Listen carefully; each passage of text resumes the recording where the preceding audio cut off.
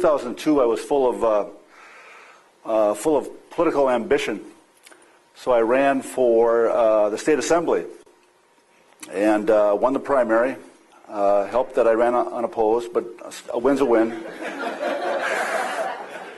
And so I moved into the general election, and assembly representatives do a lot of door knocking. And I knocked on a door, and the person who answered the door I knew from grade school and high school. Her first name was Lynn. She told me that she developed schizophrenia when she was a junior in high school and has been struggling with it most of her life. She was on medication, and she was a smoker. And she had a lot of, she collected dolls. These beautiful dolls were just stacked up everywhere in her living room.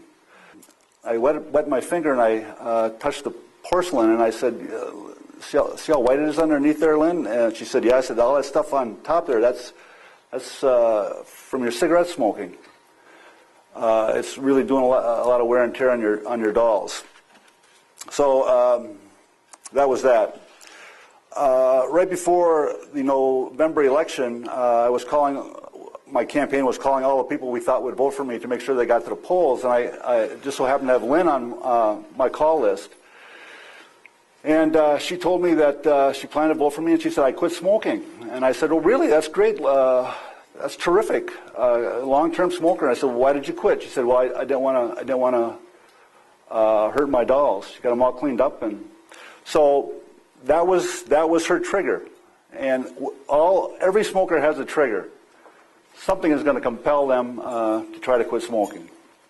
So I guess our job as clinical professionals is to help people find their triggers.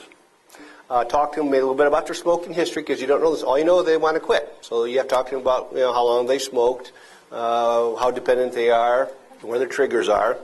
Make sure you investigate their previous quit attempts, what's worked, what hasn't worked. Ask about medication, and the smoker you may be with maybe has tried some other medicines. Be ready to suggest, well, it sometimes doesn't work. Let's try a different medicine. The gum comes in terrific flavors now, by the way. So if you didn't like the taste, they got it was too peppery. Now they got cinnamon.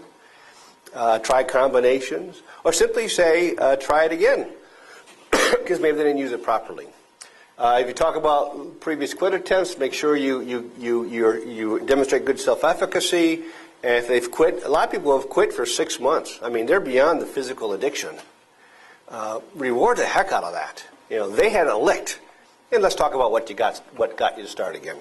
Suzanne also mentioned the pre-quit use of the nicotine replacement therapy, the patch, which I think is a great strategy, particularly in people with co-occurring disorders. That's starting the patch 2 weeks before quitting, which has been found to increase the odds of quitting by 4-fold. And in particular, it weakens the link between smoking and pleasure. So I tell the people, this comes up a lot because, again, you may find somebody who's saying, I'm thinking about quitting, I'm not really sure, this isn't a great time for me, but I really want to do it. And it's kind of like, it's a tease, I think. And so I go, well, let's do this now. And they say, okay. It's really a nice opportunity to kind of do something. And so I just say, okay, why don't you start with a nicotine patch now and just cut down a little bit. And people always say that that's a great idea. So it makes you look smart. But it really is nice because it gives them something to do also when they don't feel as ready to say, stop right now.